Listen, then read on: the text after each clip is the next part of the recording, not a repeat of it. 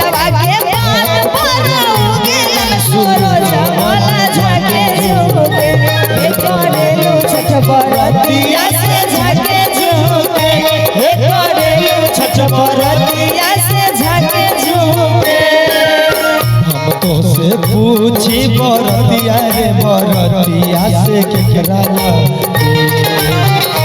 तो से पूछी बरतिया रे बरतिया से केकरा लागे हे करेलु छठ बरतिया से केकरा लागे हे करेलु छठ बरतिया से केकरा लागे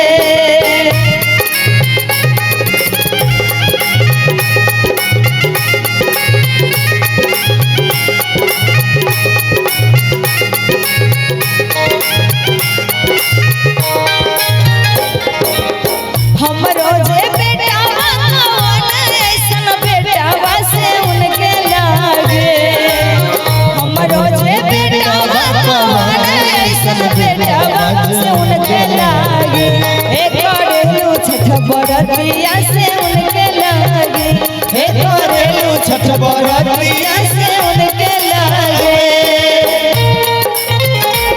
जय हो छठी मैया की जय बोले सूर्य भगवान की जय हो क्या बात है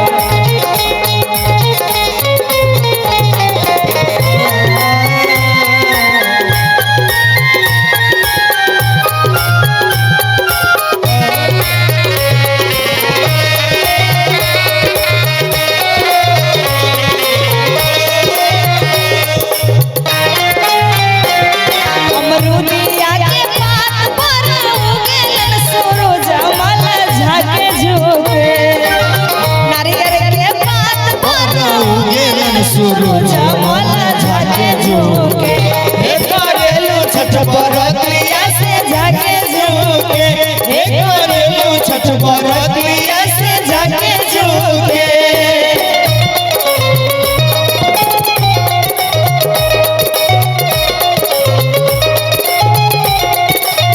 हम तो से पूछे बरतिया